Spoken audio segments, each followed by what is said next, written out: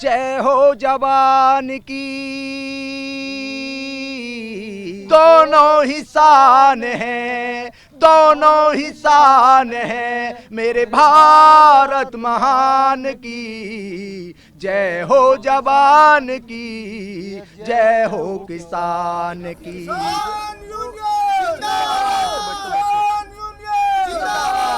नवंबर 2020 से शुरू हुआ किसान आंदोलन लगातार जारी रहा और इस आंदोलन ने अब 300 दिन पूरे कर लिए हैं।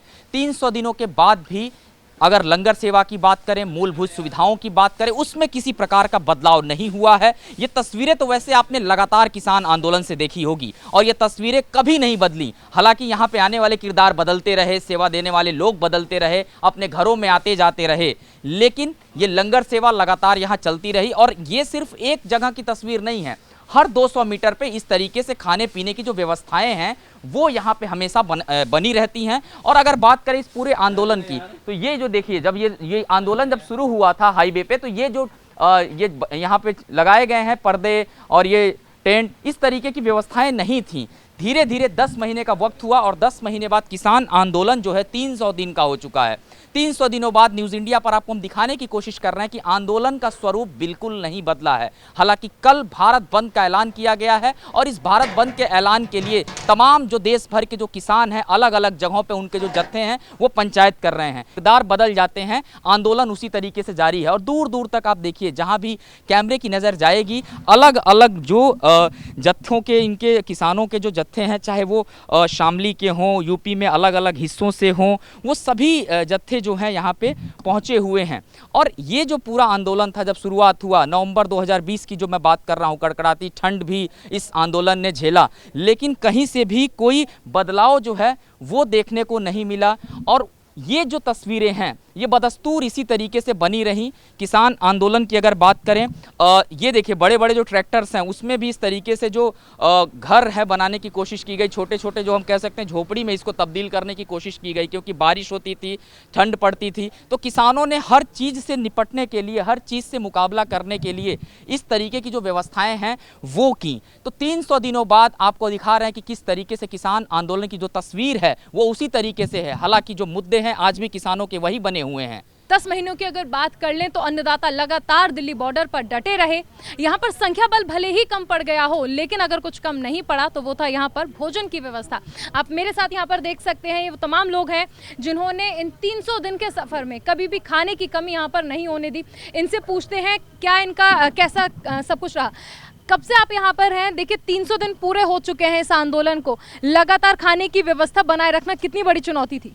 नमस्कार जी, सबसे पहले तो मैं आपका देश खाप जो लंगर हमारा, इसमें आपका स्वागत है, आप इसमें आइए। और 300 दिन से हमारे जो लंगर शुरू हुआ है, ये हमारी हलवाई है, ये हमारे ताऊजी है दिखाने का होता है, ये हमारे मुकेश भाई है, दिल्ली से सेवा में है। और 300 दिन से मैं तो गांव में चला गया सेवा लेने के लिए, परंतु ये लोग यहाँ पर मौके पर रहे हैं और एक भी दिन घर में नहीं गए। और शुरुआत से ही जो सेवा आती है इनसे ही हमारा काम चलता है। और गाँव देहात से हमारे पास सेवा आती रहती है, लौकी है, पैसे है, जो भी सामान है तमाम सेवा से चल रहे हैं। और बार बार हम पे एक आरोप लगाया जाता है विदेशी फंडिंग है, तो कोई विदेशी फंडिंग नहीं है। परंतु एक बात हम जरूर सरकार को कहना चाहते हैं, दिल्ली पर राज यो करेगा जो किसान और मजदूर की बात करेगा, दिल्ली पर राज यो करेगा किसान मजदूर की जो बात करेगा। हम माफ़ी मांग के जो वीर बन गए, हम इनके वंशज नहीं हैं, और जो फांसी पर चढ़कर भगत सिंह मर गए, हम इनके वंशज हैं। बहुत शानदार, बहुत शानदार। जब हम खाने की बात करते हैं तो आपके पास आना चाहूँगी, खाना बनाने की जिम्मेदारी आपके पास भी है। हर मौसम में आप डटे रहे, ये लंगर हटा नहीं, तमाम आरोप भले ही लगे, दरकिनार करके आपने श्रद्धा से खाना खिलाना नहीं छोड़ा यहाँ पर। और ना सिर्फ किसान, मैं आपको बताऊं कि यहाँ पर कोई भी आता है, चाहे वो मीडिया का ही हो, चाहे वो कोई भी व्यक्ति हो, सबको भरपेट खाना खिलाया जाता है। मैं 28 नवंबर से खाना बनाता हूँ। ये खाना जो हमारा किसान आंदोलन चल रहा है उनके लिए खाना, कितने भी बाहर से किसान आते हैं उनके लिए खाना 24 घंटे उपलब्ध होगा। चलिए, तो सुना आपने कि कोई भी कहीं से भी आए, तमाम किसान जो यहाँ पर, क्योंकि देखिए देश की राजधानी दिल्ली में पिछले 300 दिनों से ये आंदोलन चल रहा है और ऐसे में देश के अलग अलग हिस्सों से किसान यहाँ पर पहुँचते हैं, अलग अलग राज्यों से किसान यहाँ पर पहुँचते हैं, लेकिन उन सब के लिए भोजन की व्यवस्था करना, भोजन बनाना इन लोगों की जिम्मेदारी है और जिसे जिम्मेदारी को ये बखूबी पूरा कर रहे हैं। ये वो आंदोलन था जिसकी शुरुआत हुई थी तो लोगों को लगता था कि शायद ये आंदोलन महज कुछ ही दिनों में खत्म हो जाएगा। सड़कों पे गाड़ियां थीं, ट्रैक्टर टाली थीं, आने जाने वाले लोग जो थे वो भी कहते थे कि एक हफ्ते की बात है, मसला सुलझ जाएगा। लेकिन इस एक हफ्ते की बात ने आज 300 दिनों का सफर पूरा कर लिया है। सिंघू बॉर्डर हो, गाजीपुर बॉर्डर हो या फिर टीकरी बॉर्डर हो, हर तरफ आंदोलन की रफ्तार तेज हुई और आंदोलन 300 दिनों के पार पहुंच गया है। किसान आंदोलन पर बातचीत करने के लिए तमाम जो हमारे साथ किसान हैं वो यहाँ पे मौजूद हैं। आपसे जानना चाहूँगा, एक लंबी लड़ाई और मैं ये कहूँगा आज़ादी के बाद एक बहुत बड़ा आंदोलन देश ने देखा और अभी भी देख रहा है। कितना ज़्यादा आप लोगों को परेशानियाँ हुई शुरुआती दिनों में, 300 दिन तक आप लोग बैठे रह गए? देखो, ये इतना बड़ा आंदोलन तो आज तक देश की आज़ादी में तो क्या गुलाम भारत में भी नहीं हुआ इतना बड़ा आंदोलन। ये वर्ल्ड का सबसे बड़ा किसान आंदोलन है और ये तमाम 10 महीने का नहीं पता था किसान को। किसान तो आया था तो हफ्ते 2 हफ्ते के लिए आया था, क्योंकि इससे ज़्यादा बड़ा आंदोलन नहीं होता। परंतु ये तानाशाही सरकार ने किसान को कभी तालिबानी कहा, कभी से खालिस्तानी कहा। किसान ने इसका जवाब अपने धैर्य से दिया है, शांतिपूर्ण तरीके से आंदोलन करते हुए। हमारे 605 किसान शहादत ली है और एक किसान की शहादत मेरे सामने हुई थी। क्या आपके जत्थे के भी किसान थे जब सड़कों पे एक तरीके से पुलिस भी सामने थी, आप भी सामने थे, आंसू गैस के गोले चल रहे थे, जब जो शहीद हुए आपके साथ के लोग? नहीं, उस समय जब हमारे लड़का शहीद हुआ उस समय हमारा जत्था था बागपत का। हम 4400 ट्रैक्टर बागपत से लाए थे और इसमें एक तराई से किसान था इसी बॉर्डर से, नवरीत सिंह, यो मेरे सामने ही शहीद हुई थी। तकरीबन इनके 25-26 वर्ष की थी, मैं इससे थोड़ी पहले था, इससे थोड़ी हटके था मैं। तो इसकी शहादत रही थी, तो सबसे पहले उसके पास मैं ही गया था और उसे मैं अपने कंधों पे उठा के लाया था और बहुत, क्योंकि अकेला लड़का था और ऑस्ट्रेलिया से आया था। और 10 महीने से जो आंदोलन चला है इसमें कभी बारिश भी हुई, कभी सर्दी भी पड़ी और कभी गर्मी भी पड़ी। इससे किसान का जो आंदोलन है इससे किसान कमज़ोर तो नहीं पड़ा, क्योंकि गर्मी भी हमने झेलने की आदत हमें और हमें सर्दी भी झेलने को, बरसात तो जो पड़ रही है ये किसान हित के लिए है, क्योंकि हमारी चोबर नीचे चली गई तब बारिश तो अच्छी है होनी है। परंतु परेशानियों के बीच में जो लड़ाई है ये नस्ल और भसक की लड़ाई है, इसे किसान जीत के ही जाएगा। हर मंच से बात कही जा रही है क्योंकि अब चुनाव के समय नज़दीक हैं। किसानों को एमएसपी का रेट जो था वो बढ़ा करके दिया गया, गन्ना किसानों का जो पैसा था वो दिया गया। मतलब किसान की बात हर मंच से सरकार कर रही है और आपसे बात करने के लिए किस सरकार तैयार है, तो फिर ये दिक्कतें यहाँ कहाँ रही? ये आप भी देखो 10 महीनों में क्या 7 साल में आप भी देखो जो आज फिलहाल सरकार है जो शासन कर रही देश में, क्या वो जो अपनी जबान से बोलते हैं क्या वो जो है सब सच है? सरकार कहती है किसानों की सरकार है, गरीबों की सरकार है और लगातार किसानों से बात करने की कोशिश होती है, किसान मान नहीं रहे हैं। ये तो कहने की इसलिए बात है भाई लोकतंत्र है, जैसा लोकतंत्र को भी खतरा है पूरा, अगर ये रहे इनकी अगर चल है तो ये लोकतंत्र में विश्वास नहीं इनका। चलिए एक और चीज़ बताइए, क्योंकि सरकार पे तो बात बहुत दिनों से हो रही है, 300 दिन हो गए बात करते करते। आंदोलन की आगे की रणनीति क्या होगी आप लोगों की, क्योंकि 300 दिनों बाद भी एक बड़े कार्यक्रम की तैयारी भी चल रही है, क्या रणनीति आपकी? आगे की रणनीति तो जो है जैसा समय होगा ऐसे ही होती रहेगी भाई, ऐसे ही रहेंगे, लंगर ऐसे ही चलता रहेगा, ऐसा वैसे ही चलता रहेगा। और एक दिन ऐसा भी होगा कि चारों तरफ से किसान जो है इन्हें वहीं घेरेंगे, जाएगा वहीं जहाँ ये रहे। अच्छा, यानी संसद घेराव की भी तैयारी है? हाँ, संसद घेराव की जो है, घेराव की भी, और क्या करेंगे आखिर में तो संसद जो है उस जो है संसद में ही बिल पास हुआ और जो है वहीं से जो है वापस। कुछ कविताएं लिखी आपके बीच में बैठ करके, आप भी लगातार आंदोलन का हिस्सा रहे हैं। बराबर 10 महीने आंदोलन हाँ, बताएं। और 80 से ज़्यादा कविता मैं किसान आंदोलन को लिख चुका हूँ। 10 महीने में 80 कविताएं बस? 80 कविता देखिए, यहाँ भी देखना है हमें, अपने घर भी जमीन भी देखनी है।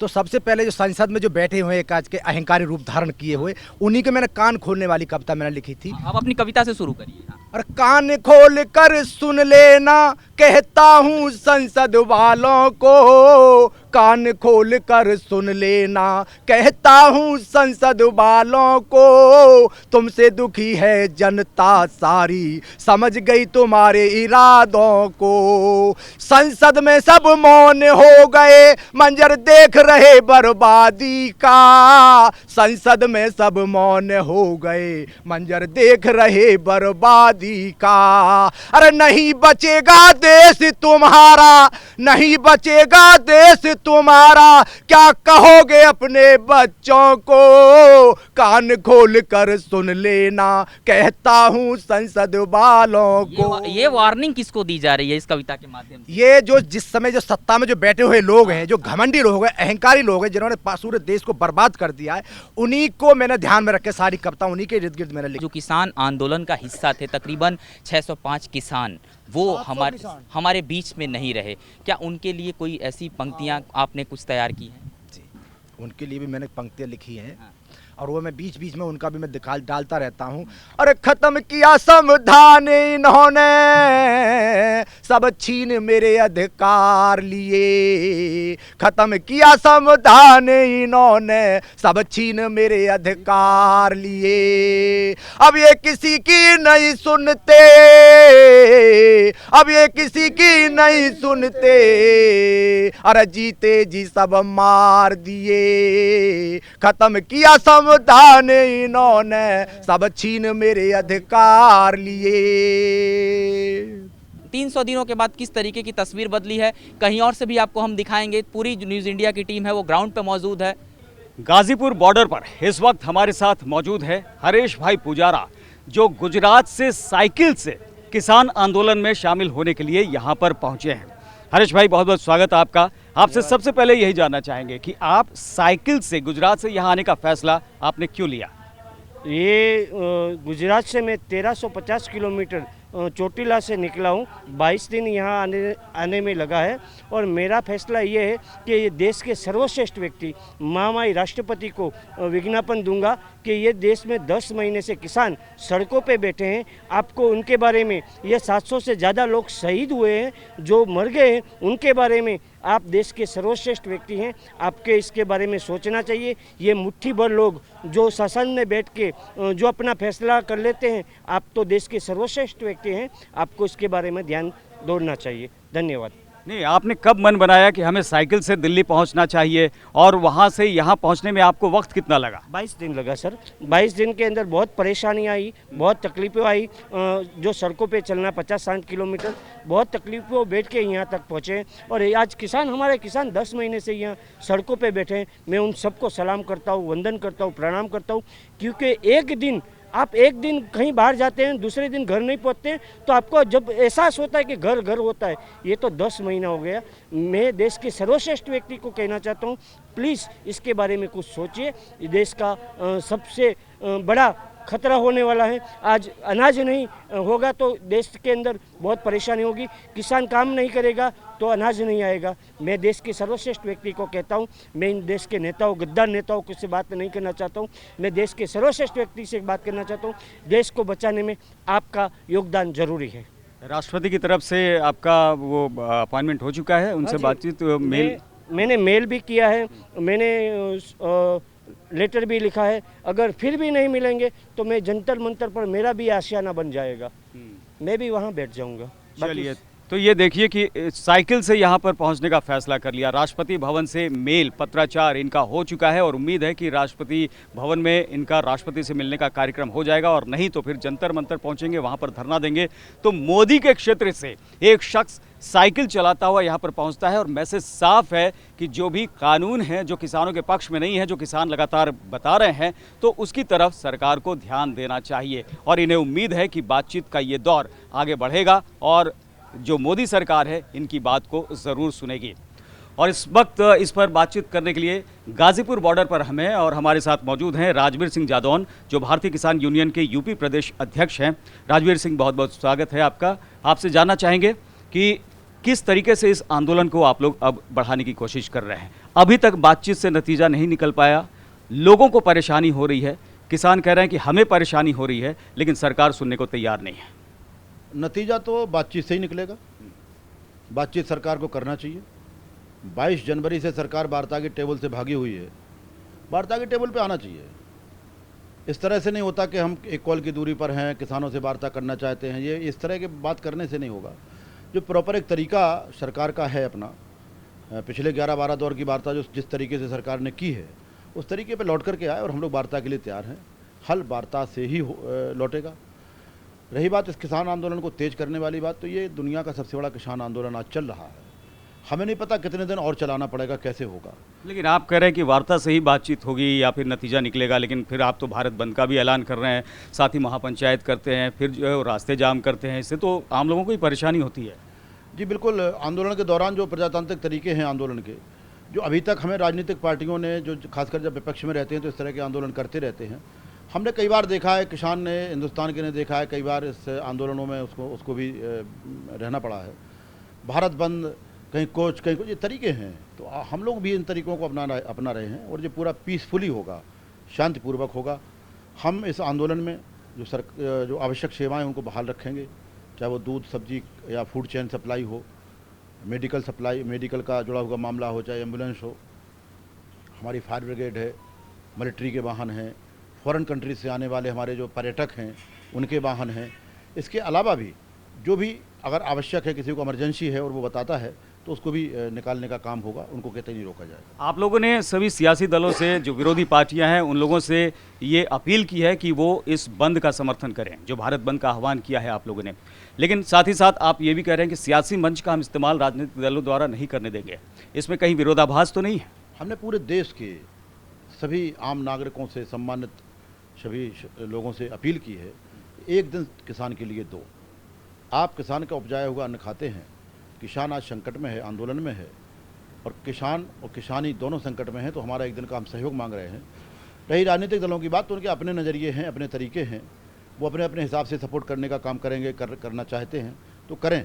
लेकिन ये संयुक्त किसान मोर्चे का आंदोलन ये टोटल अराजनीतिक आंदोलन है। हमें किसी राजनीतिक दल की इस तरह से कोई सपोर्ट की ज़रूरत नहीं कि वो हमारे साथ आए, हमारे मंच पर आए। आप देख रहे हैं 10 महीने से लगातार राजनीतिक लोगों को मंच से दूर रखा गया है। अपने तरीके होते हैं जो विपक्ष में रहते हैं। ये सरकार में जो आज बैठे ये भी विपक्ष में थे, ये भी आंदोलन करते थे। चलिए, तो ऐसा लगता है कि यहाँ जो किसान के नेता हैं, किसान आंदोलन से जुड़े हुए लोग हैं, उनको ये लग रहा है कि अब जिस तरीके से ये आंदोलन आगे बढ़ रहा है और अब भारत बंद का भी ऐलान किया गया है, उससे कहीं ना कहीं जो सरकार पर दबाव है वो बढ़ेगा। आम लोगों को परेशानी न हो इस तरह के आंदोलन से या फिर भारत बंद से, इसका भी ध्यान रखा जाएगा। देखने वाली बात कि अब इसके बाद जो है वो किस तरीके से बातचीत आगे बढ़ती है या फिर गतिरोध यूं ही बना रहता है। न्यूज इंडिया की टीम ग्राउंड जीरो पर पहुंची हुई है। आप देख सकते हैं कि किसान जो है वो रणनीति बनाने की तैयारी कर रहे हैं कि आखिर भारत बंद का असर किस तरह से करना है। मेरे साथ मेरे सहयोगी गौरव भी हैं। गौरव, किसान रणनीति बना रहे हैं कि पिछली बार का भारत बंद भले ही सफल नहीं हुआ, लेकिन इस बार पूरी कोशिश है।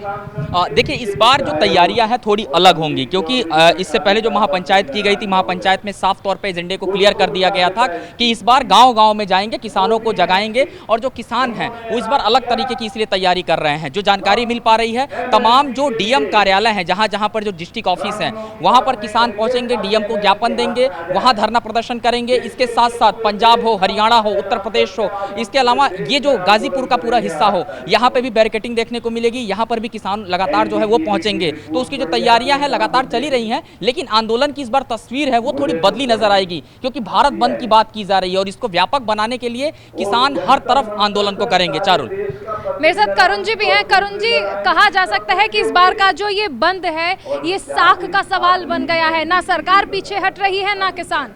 बिल्कुल, किसानों ने ये साफ कर दिया है कि हम पीछे नहीं हटने वाले। और यहाँ पर जिस तरीके से उनका जमावड़ा है, जिस तरीके से उन्होंने अपने आप को इकट्ठा कर रखा है, ये मानकर चल रहे हैं कि हमारी लड़ाई जितनी लंबी चलेगी हम वो लड़ाई लड़ने के लिए तैयार है। और इसके लिए भारत बंद का भी आह्वान किया इन्होंने। भारत बंद को लेकर कहना है कि सुबह 6 बजे से शाम 4 बजे तक हम तमाम जो हमारे आसपास की सड़कें हैं जहाँ से लोग आगे बढ़ते हुए दिखाई पड़ेंगे उसको बंद कर देंगे। और लोगों से भी उन्होंने अपील की है कि आप ज़्यादा से ज़्यादा संख्या में हमारा सहयोग करें, तमाम संगठनों को को कहा है, सियासी पार्टियों से कहा है, लेकिन एक बात और भी इन्होंने साफ कर दी है कि अपने मंच को सियासी पार्टियों के लिए इस्तेमाल करने के लिए नहीं देंगे।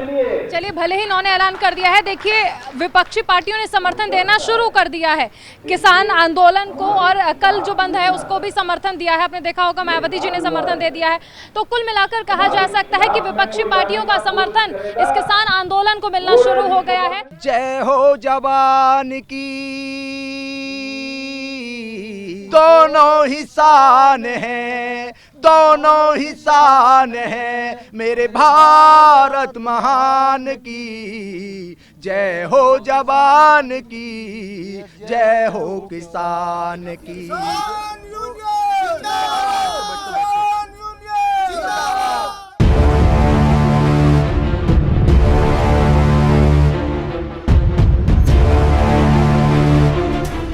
पाकिस्तान से धमकियां मिले तो मैं डरती नहीं, घर के दरवाजे पर आकर कोई बंदूक तान दे तो मैं डरती नहीं, कोई गोलियां चलाए, गालियां दे, सच बोलने से मैं डरती नहीं, कोई गला काटकर अब्बू को भिजवाने की धमकी दे तो मैं डरती नहीं।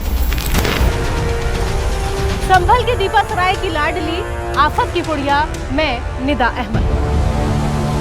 गांव वालों को इस बात का इल्म ना था, एक वक्त ऐसा भी आएगा, एक वक्त ऐसा भी आएगा जब बेबाक और बेखौफ निदा पर दुनिया फिदा हो जाएगी। बचपन से कुछ सवालों से जूझती रही। जब कोविड स्कूल में अम्मी अब्बू ने दाखिले से रोका तो मेरा मन सवाल करता। 12वीं के बाद जब पढ़ाई रुक गई तो मेरा मन सवाल करता। निकाह के बाद ससुराल से लेकर मायके तक जब सबने नौकरी से रोकना चाहा तो मेरा मन सवाल करता। मेहरबानी मेरे शौहर की, उन्होंने मेरे कहे अनकहे सवालों को समझा। शौहर की एक हाँ तमाम ना पर भारी पड़ गई। निदा का जौहर टीवी स्क्रीन पर दिखने लगा। मुझे अपने सवालों को बुलंद करने का हौसला मिल गया। मुझको ही आजमाने की आजादी मिल गई। ITI कॉलेज में पढ़ाई के दौरान मेरी सहेलियां मुझ पर तंज कसती। उन्हें इस बात का रस्क हुआ करता कि मोइन निदा हर कंपटीशन में भाग क्यों लेती है, मोइन निदा क्यों हर बाजी मार ले जाती है, मोइन निदा क्यों आगे बढ़ने की जिद ठान लेती है। तो अपनी इन्हीं सहेलियों के नाम पैगाम, तो अपने इन्हीं गांव वालों के नाम एक पैगाम। मोइन निदा ने कई चैनल्स में तमाम भागदौड़ के बाद अब एक और नई चुनौती ले ली है। मैं आपकी दोस्त, आपकी बेटी, आपकी अक्की, आपकी बाजी, आपकी खाला, आपकी फुप्पो नई स्क्रीन पर नजर आएगी। हम ना बदलेंगे, वक्त बदलने के साथ जब भी मिलेंगे अंदाज पुराना होगा।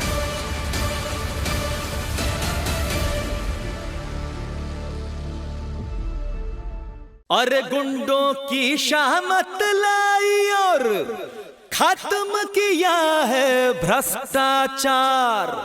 अरे छा गई छा गई छा गई भैया यूपी में योगी सरकार।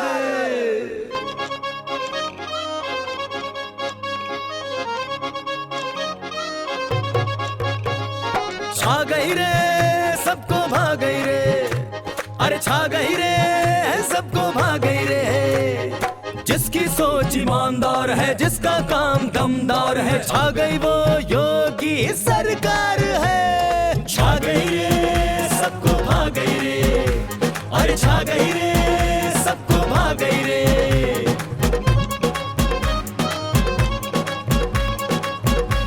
अपना ही सोच ईमानदार है, नौकरी की बहार है, ना जात पात ना भेदभाव, बस काबिलियत आधार है। जो अच्छे नंबर लाते हैं बस वो ही मेरिट पाते हैं। ठोस सिफारिश वाले भैया अब न यहाँ टिक पाते हैं। खिली मुरझाए चेहरों पे मुस्कान है, दी आशाओं को एक नई उड़ान है। जिसकी सोच ईमानदार है, जिसका काम दमदार है, छा गई वो योगी सरकार है। सोच ईमानदार, काम दमदार, छा गई योगी सरकार।